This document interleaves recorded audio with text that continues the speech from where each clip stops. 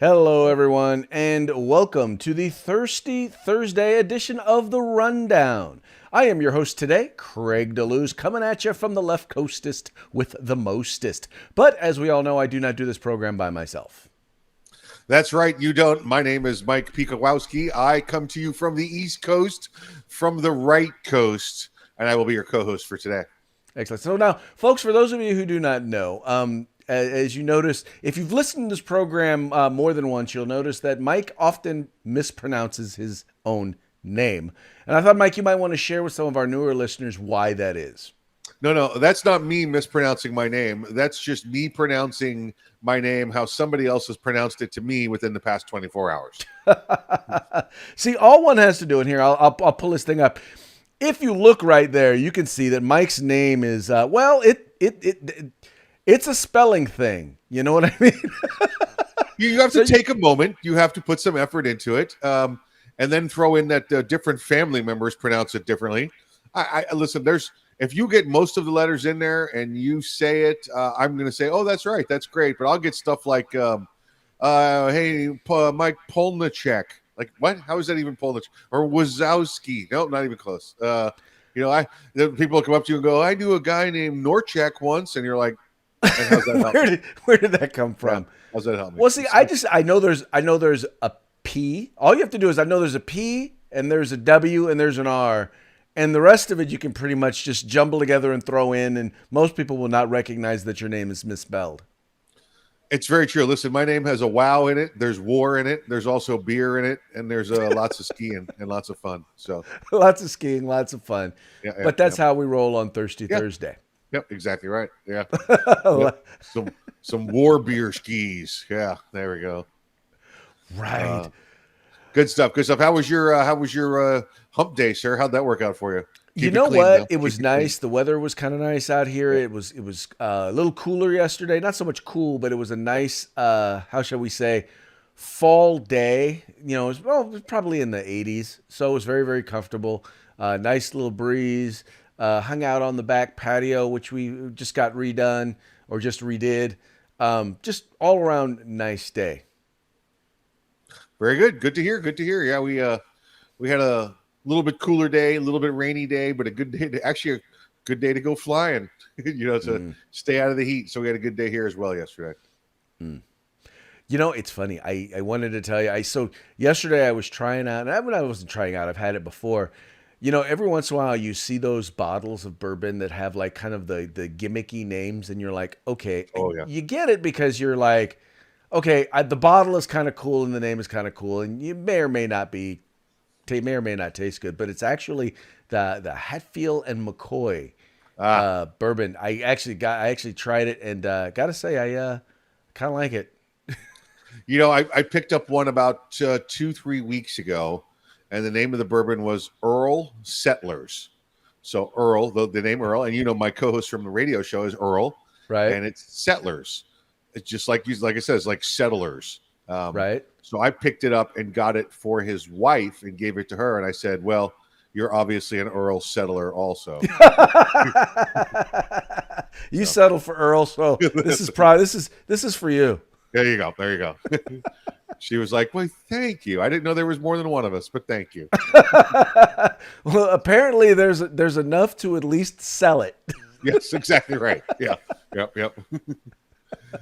Good stuff. Good stuff. Well, let's go ahead and let's get into today's news. So this story here is really kind of it's close to me because the Thomas School District is like right there. It's like it's a stone's throw that way. Natomas is a place where people in my neighborhood say their house is located when they're trying to sell it. Right. Right. So, makes it worth a little bit more. Anyway, there's a teacher there at Indercombe High School in Natomas, who has decided that he is going to spend his time working to try and indoctrinate students. And not just indoctrinate them into the democratic way of thinking or liberal way of thinking, but he actually has an ANTIFA flag posted up in his classroom, right? He actually talks about, and this is an undercover video. I'm pretty sure everyone who watches this show has probably seen this undercover video that Project Veritas just released where he's basically talking with a guy and telling him, look, I have 180 days to turn students into revolutionaries. How he gives them extra credit, gives them extra class credit for attending protests, for showing up at what they call tablings, which is basically about shutting down like board meetings and stuff like that, or anytime there's a conservative speaker, any of that. This thing just literally exploded. And I know a number of the board members who are on that school board. And last night they had a meeting and people were pissed, as I'm sure you can understand, Mike. Yeah, listen, I watched or I read the article, right? And it's I know it's big news over there. It's starting to get over here. Well, news travels, takes a little while to get cross country unless the president screwed the pooch. So we're starting to get up to speed on this one over here. And I was like, oh well, you know what? Let me watch this video. Maybe it's an overreaction. Perhaps this teacher's just really engaged with his students and giving them. Listen, we're gonna have one side of the story say this and one side of the room say that. Trying to get genuine discourse back and forth amongst the students. And moments into the video, you're like, oh no, this guy's an Antifa crackpot. There's no, he's not in there trying to to develop thoughts and processes in these kids' head. He's a genuine Antifa crackpot. And how long's he been teaching there, Craig? How long's he been he been tricking these people and these students? Oh, he's been there for 3 years. But the thing I thought that was very interesting was he noted he's not the only one. And he knows at least 3 teachers that are there at the school where he teaches that are like him, that think like him, and that do the exact same stuff. And we all know that these teachers exist throughout our public education process. And there was another thing that really kind of got me with this whole thing. And I know that, there were a number of people who were there who showed up, who were angry, who were frustrated at the school board meeting last night. But here's the thing that gets me. And I'm a school board member, right? Yes. What I'll say is this, is that just because you turn your kids over to the public schools or to whatever school, public, private, charter, I don't care what it is, you are the primary educator of your children. If you don't know what your children are learning in class, I put that on you. Because it's your responsibility to know. Just like it's your responsibility. You need to know what they're watching on TV. You need to know what video games they're playing. You need to know who is influencing your kids and how they're influencing your kids. So if you don't know, perhaps maybe you should rethink your priorities as a parent. I know, I'm not blaming parents for this, but I'm saying that parents should know. I think I might have a solution to all this, Craig.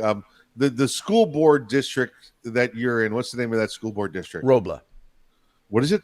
Robla School District. Is that a town name or a county name also? It's part of it's a neighborhood that is in Sacramento. Okay. This Natomas, is that a county name or a city name? That is also a neighborhood within the city of Sacramento. The Inderkum? What is the Inderkum? What does that mean? Inderkum, I don't know where that name comes from, but it's a name of a high school. Okay. There's the problem right there. All right. The rest of the country, we've got Jefferson High School District, part of the Washington County High School Association. That's it. We don't have any. Well, you got a unified school district up there, like you're dealing with some off-world stuff. Also, what is you guys got to get real. You got to have county names and city names, and that's it. Well, they're called a unified. Well, first of all, we don't want the city to be in charge of our schools, like in some places, like in New York or whatnot. We don't want the city. Agreed. We don't want exactly. So number one, we don't want that. I don't want that at all. But what I'm saying is Sacramento, like a unified Sacramento. School, we have a Sacramento City Unified School District, and we don't want to be a part of that because first of all, it's too big. Secondly, it's controlled by left-wing wackos, and basically, it's controlled by the teachers union. Robla, we have our school district because we don't want to be a part of all that. And all right, listen, I'll give way to that. If you don't want to be part of the bigger one, you can be part of a smaller one. Right. But make it a word or a name that other people outside of the 10 miles you live in have heard of. Let's give it a little distinctive. All right, listen, this is the Washington School District. Oh, that's a good name. That's a good name right there. Let's go for it. As opposed to there's already a Washington School District in the area. Well, then we'll go with the Jefferson School District or the Lincoln School District. We got plenty of presidents we can name it after. Right. Well, I'm more in favor of naming it after the community where it's in because it at least gives you an idea of where it is. And by the way, unified school district basically means that it's a K through 12, as opposed to, say, for example, an elementary school district, which would be K through 6, or a high school district, which would generally be 7th through 12th. So unified just means it's K through 12. Which makes sense. I'm just saying, listen, when us East Coasters read your West Coast stories, we need a legend of the terms you're using, right? Because none of it makes sense to us. We're like, the what? The unified, the Robla Natoma Intercooms? The what? I have no idea what he's talking The about. Robla Natoma Intercom. What? No idea what he's talking about. But what gets me, once again, I will just say this. I'll end with this. At a school board meeting, I've come to realize that the only time we see parents at school board meetings is if we are honoring their child, Right. or if they're pissed. Yeah. And How about you show up sometime in between then? Of course. Let us know what you think. Let us know what's going on. Be involved. Be involved all the time. And listen, I absolutely agree with you on this story. This guy's Antifa trash needs to be gone. And pat on the back to whatever the school board district name is that's getting rid of him. So nice to see a little pro action, positive action towards the raising of our youth there. Well, exactly. And I know people were upset that he wasn't like fired like as soon as the story came out. But I got to tell you, number one, you have to understand when you're a public entity, in particular when you're dealing with unions, there's certain steps you have to take, and they as a board actually have to meet. And they can't, by the way, talk about personnel stuff out in the public until once a decision's been made, then they can let you know what that particular decision is. And yesterday, the decision was made to put the teacher on. He was already on paid administrative leave. They put him on paid administrative leave, and they're basically now in the process of putting him on unpaid administrative leave, which means firing him. But there's a process that they have to go through. Even if they agree 100% that dude needs to go, there's a process. And, if you don't like the process, then maybe you need to rethink the politicians that you send to Sacramento, because they're the ones that keep this process in place. Yeah, absolutely. Due diligence, do your due process, follow your procedures and go. I'm sure there's also a process in place. If this guy had been accused of touching a kid or something sexual, he would have been gone that day, as opposed to waiting for this to go on. There's different policies and different procedures for each thing. And it sounds like they responded appropriately, and good for them. Right. And that's, by the way, and just so people know, it's also not about like, oh, well, we're worried about being penalized. If you don't do the process right, then you can't fire the teacher. They'll come back, they'll sue, and they'll win. Yes. And all of a sudden, this teacher who needs to be fired will still be teaching in the district. So they got to handle it right. And so far, they're doing it as expediently as they possibly can. Yeah. So hats off to them for that. So. Yep. Okay. Now, this is one that got me. When I have here UTLA, that's the United Teachers of Los Angeles. This is the teachers union for Los Angeles Unified School District. I believe the largest school district in the country. This teacher has come out. There's a recall election going on here in California. And these folks have decided that they are, the teaching is not that important.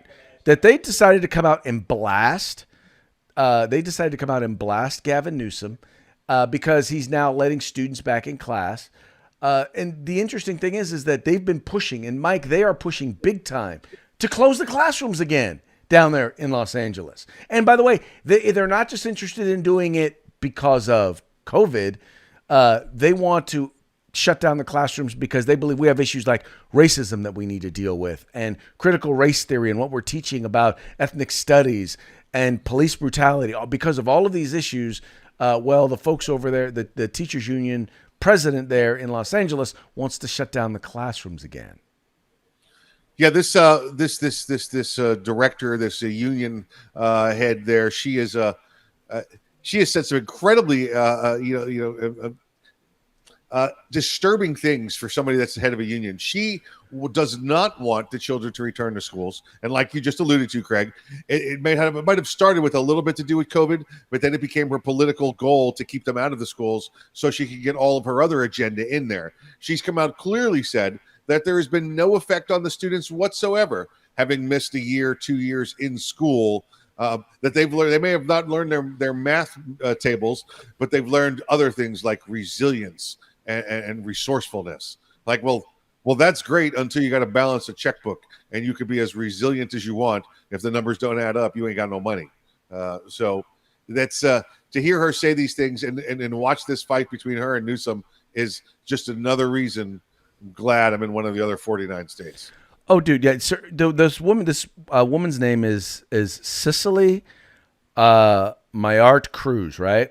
She said, Yes. first of all, she doesn't believe there's any such thing as quote unquote learning loss. I can tell you as a school board member, we've looked at the data, we've looked at the testing that we've done of our students, and I can tell you most definitely there is a learning loss. And when I say a learning loss, I'm not just talking about how students have not progressed. In some cases, in many cases, students regressed during this time, meaning some of the stuff that they knew when this whole thing started, they don't even know. Right, right. You know, they basically said, yeah, I don't know. I'm just looking at some of these comments where she said, no, once again, it's not a thing. They haven't lost. It is basically, once again, the goal is now to utilize and hold our children hostage. And that's literally what she wants to do. In order to get a certain political gain, that her goal is to hold our kids hostage. Yep. By the way, the Los Angeles Unified School District, the second largest in the country, behind New York City and just in front of Chicago. I have to be sitting in the number 9th if anybody's keeping score. So. So keep in mind the number of kids that are coming out of this particular school district who literally have spent the last year and a half not learning. I'll give you that number. That number is 633,621. Over 500,000 kids right there having to deal with that nonsense. Right. Having to deal with teachers like that. And you know, Mike, that's the reason why when we go back to I'm a big fan of smaller school districts. And the reason why is like we're a small school district. Right. I know when we make a policy, it's implemented. We see the direct effect because guess what? We run into the kids' parents at the grocery store. They know where I live. You know, it's real easy for them to call me, email me. It's easy for us to be in contact and communicate. So there's not a whole lot of levels of administration and politics between the parents, the students, and between the policymakers. Right. And, when you have a district that is this big and this large, what winds up happening is it becomes all about the politics. And the group, in this case, the union, is all about the overall political goals and gains, not about what the union is supposed to be about, which is protecting the rights and salary and creating the best possible environment to teach kids. Yeah. Yeah, this has nothing to do with the kids anymore when it's that large. I mean, at some point it does on the teacher level, the teacher-student level, maybe at the individual school level, but not for people like these union heads or these people even on the school boards, Craig. This is now political jobs and oppositions, and like we see right here going on, this has lost everything to do with the children and has become a political agenda fight. Yeah, and that is unfortunate because once again, in the end, those who are hurt are our kids. That's right. That's right. And we all know that the children are our future. Teach them well. Treat them well. but let's just be real. That whole let them lead the way. Yeah. No, let them follow for a while and watch us mess up so that they can learn what not to do. That's what it's for, right? That's what school is for. All right, listen, that's you're give you a little try, give you a little projects here. Oh, listen, this is good, except you burnt down the school. See, we're gonna try this again now.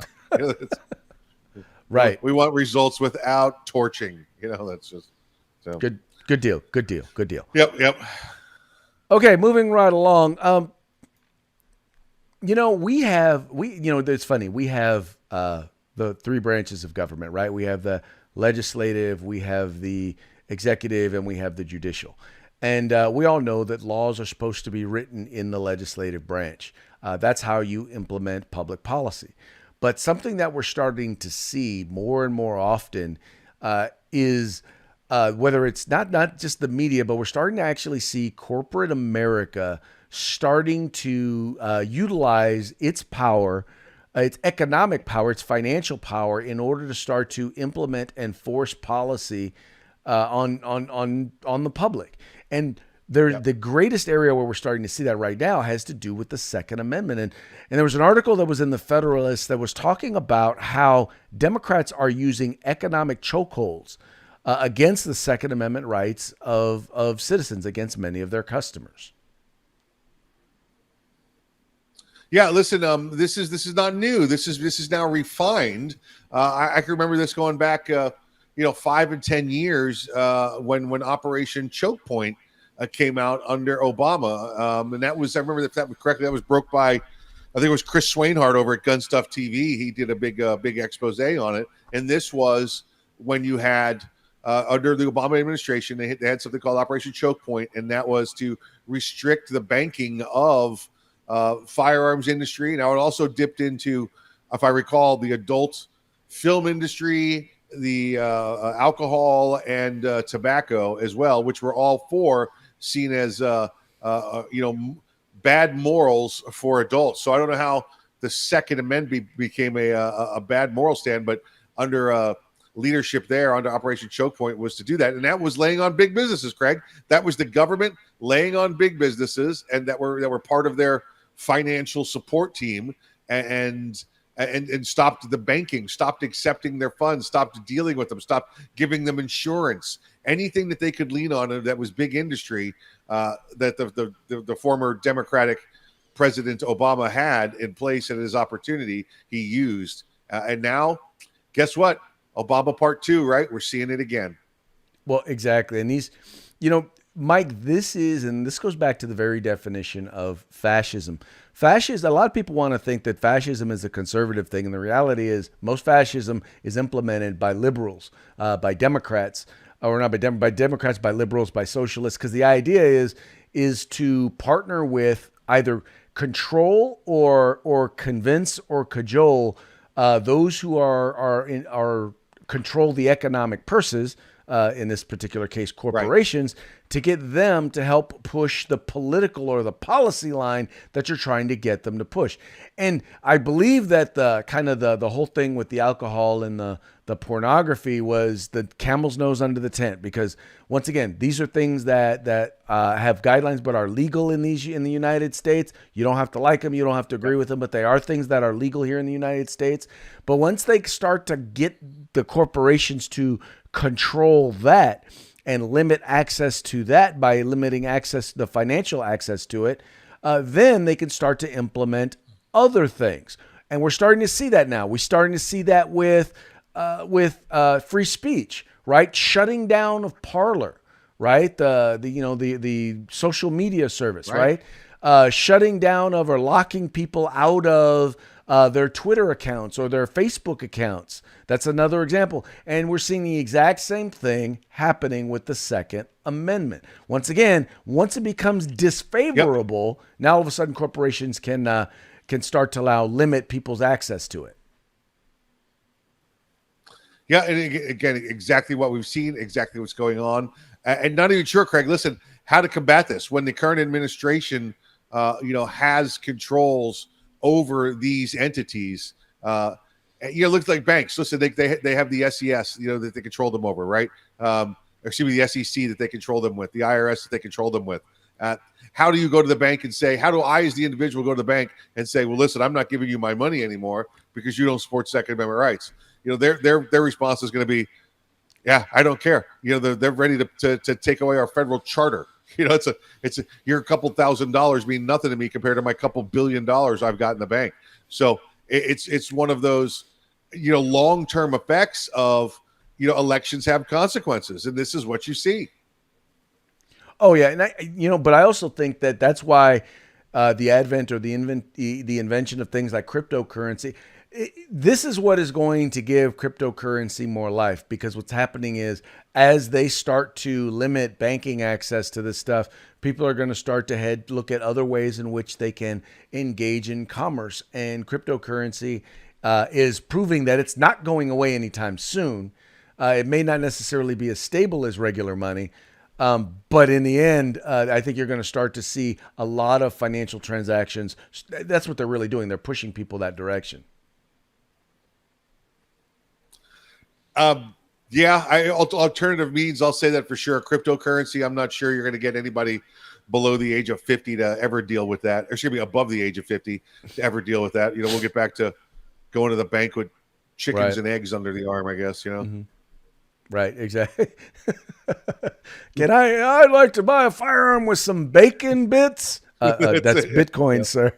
Yeah, yeah, yeah. Yeah. Bacon Bitcoin. That's what I want to buy it with. It's a bacon Bitcoin. Oh, you know what? Bam, right there. We can create. Hey, Copyright it. we need to You just create did it. we need to create You our own just created it. cryptocurrency. Call it Bacon Bacon Bitcoin. Bitcoin. There we go. There we go. You just solved the world's problems, just like that. Here it is, episode 110, right? Just solved the world's problems. Episode. Like you know what? Bacon bits. I mean, bacon makes everything better. That's right. So it clearly can make Bitcoin better. Bacon Bitcoin makes the world go round. I love it. I love it. I love it. Okay, moving right along. Now we've talked. I don't know how many times we've talked about the pullout by U.S. troops out of Afghanistan. We've talked about what a hot mess it has been. We've also talked about the fact that, there are people on both sides of the aisle that were for us leaving Afghanistan, and there are people on both sides of the aisle who believe that we probably should have kept some troops there in order to kind of, monitor things that are going on there in Afghanistan. But the one thing that's been interesting about this is that people are pretty much all soundly in agreement that the Biden administration has completely flubbed, completely screwed up the whole plan of pulling out. And yet we have the mainstream media trying to rewrite the narrative and trying to basically say that Republicans, in particular House Republicans or congressional Republicans, are criticizing Joe Biden over the fact that we pulled out of Afghanistan. And the funny part is everything that I look, everything I look at, everything that I read is always started from conservatives, starts with the caveat of, well, no one is disagreeing or complaining about the idea to whether or not we should move out. That we should have pulled out of Afghanistan. No one's disagreeing with that. The thing everyone has an issue with is the way in which the pullout was implemented. Am I right, Mike?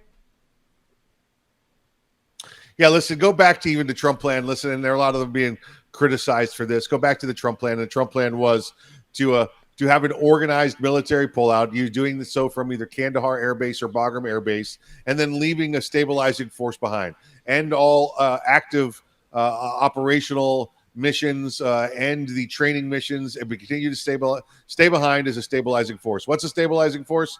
That means when the Taliban decides we want to come into town and we want to take over the whole country, there might be 2,500 U.S. forces left there, which is just about enough for them to say, we should probably not do this because we're going to get the wrath of U.S. forces on us and the wrath of coalition forces on us. Let's take a look at Iraq. We have a stabilizing force there. It's a small stabilizing force, very small, but guess what? You don't see anybody rolling through town trying to take over Baghdad, do you? Because they know if anything happens in the green zone, they're going to get a world of hurt. They're going to make it rain steel on them, and it's not good things for them. This is what we saw happen around the world after every war. Take a look at World War I. We bailed out of Germany and said, oh, the Treaty of Versailles is good. We left some paper there. We left paper. We're good. We don't have to left forces. And under 25 years, we're back in major warfare. We left them there after World War II. Germany is one of the anchors of Europe. Look at Japan around the world. We still have forces in Japan. Look at Korea. We still have stability in Korea because of what we left behind, not this standard way of embarrassing pullouts in Vietnam, and now that we have in Afghanistan, just an absolute chaos, of understandings and incompetent military officials on the civilian side and the military side. We're left with being the world embarrassment of there's still 200 Americans or so wandering around the airport trying to find a ride home. But it's all right because President Biden said everybody was out as of 2 days ago. Well, and it's funny because it reminds me of like the U.S. Olympic team made up of all-star, superstar, professional athletes who, simply because they couldn't get their act together, lose to, who gives a darnistan, right? in basketball. And that's the thing is that everyone's upset about how we pulled out. The fact that we should have someone there. And, a lot of people look at the war in Afghanistan or our being there as, oh, well, it was a failure because we didn't convert them to a democracy. That was never going to happen. But the goal of being there was to make sure that there weren't attacks on planned in Afghanistan or coming out of Afghanistan that hit us or hit our allies. And in 20 years, guess what we didn't have? We didn't have those sorts of attacks. I can bet you that now that we're fully pulled out, I would be willing to bet dollars to donuts that those attacks will start to resume. First against our allies, and then against us here in the United States. They've already caught two different individuals at two different times who are coming into America from the southern border who are on the terrorist watch list. Yeah, listen. The attacks are going to start again, obviously, because we're going to allow them to organize or allow them to continue to focus. Now, their last fight was to fight against the forces there. Well, the forces are now gone, so now they can focus again on fighting outside the country. Right. They have the tools, they have the equipment, and now they have a great deal of coalition training as well. Craig, I don't know if you saw the helicopter, the Black Hawk helicopters flying around with we can't say who they were, but they had people hanging from ropes from these helicopters as they were flying around. This was not ropes, folks. If you haven't seen these pictures or videos, it's not ropes where people were rappelling down. These were like ropes tied around people's necks as they were getting thrown out and flying around. Although the media just came out, Craig, and said that they were not hanging people, that those people were there in harnesses. And I don't know where to get these neck harnesses that they evidently threw them out on. So it's just, they got once again people out of these helicopters because the media is so set on the idea of covering for Joe Biden. Yeah. See, they're still in. We don't want another Republican. We don't want another Trump to be in the White House again. We don't want Democrats to lose the midterm election. So we've got to try and find a way to fix this. And the reality is, folks, you're not going to be able to fix this. The American public knows and realizes that Joe Biden is the reason why this is such a hot mess. Exactly. Craig, we are watching the clock here, up against the clock. We're kind of heading over. I think perhaps maybe the next topic we push to tomorrow. I think that'd be a great topic to have during the interactive portion of Feedback Friday, and our parting shot actually matches the current story. Well, exactly. You know what? I like the way you're thinking, Mike. So let's move that right along. Skip right over you, and we're gonna go straight to our parting shot. Now, the parting shot, it's kind of funny because it kind of goes with both of the groups of stories that we're talking about, both what's going on in Afghanistan, but also how they're coming after our Second Amendment rights. That's right. So you guys remember back during the campaign, the presidential campaign, when Biden was campaigning and he said that, look, I know exactly who I'm going to have come in and be the czar and help us to go and take people's guns. And so I figured we should probably have this same exact person or be the one that would go and take the guns back from Afghanistan. And that would be our good friend Beto O'Rourke. That's right. White House sends Beto to help Taliban confiscate Afghans' weapons. Now, you might note there from the byline, it is from the Babylon Bee, so this is not a real headline. I hate the fact that I have to actually tell some people that because there's still people out there who don't know who the Babylon Bee is. But this, anyway, I have not seen a story in a while that is as right on, a headline is as right on as this one. Listen, Beto said he was going to come and take your AR-15s away from you. You're darn right. We're going to take your AR-15s away from you. Now, I hope Beto is over there in Kabul right now asking everybody for their AR-15s. Because I can tell you, Craig, without a doubt, there are no AR-15s in Afghanistan. There's probably 600,000 or so M16s and M4s. But guess what? We don't give the military semi-automatic single-shot AR-15s. Right. Nope. Definitely not going to be confiscating them, as well as armored attack vehicles or some Apache helicopters. Definitely will not be confiscating those. No. Try it, Beto, though. Go out and tell them. Let them know who you are. You're Beto O'Rourke. Is that Beto O'Rourke rappelling from that helicopter? He's wearing the new neck harness. Yeah. He's wearing their new neck. He'll be wearing their new neck harness. Promise you that will be the case. Mikey, he looks so comfortable and limp. It must be so comfortable. Mikey, tomorrow, Feedback Friday. Let the folks know what's up with it. Feedback Friday, we got for you here on the rundown. We have another 80% aluminum lower thing for America's thing that Beto wants to come take from you. Was that specific and vague enough at the same time? Yes, it is definitely specific and vague enough. So you guys are going to want to tune in now. As we say, so some of you are watching us on multiple different channels, whether it's 2A News, whether you're watching us on Arms Room Radio or California Republican Assembly, CRA-TV. Now, what you're going to need to do, though, is if you want to participate in Feedback Friday, because it's all about comments, right? You're going to need to go over to our channel. So you need to go over to the rundown.us, which will take you to our YouTube channel, or you need to look for us. 2A News Rundown is our handle on Facebook. You have to watch, and that's where you have to comment. If you're listening to us on Anchor, on Anchor.fm, or if you're listening to us on Spotify, once again, you got to go over. You got to be watching us. You have to actually be watching us live. That's 3 p.m. Eastern, 12 noon Pacific. But that's where you got it. That's where you got to be if you want to participate and have a chance to win. That's it. Go there. Do what he said. Like, share, subscribe. Check us out on the YouTubes, and you can win. You can get yourself some free swag tomorrow.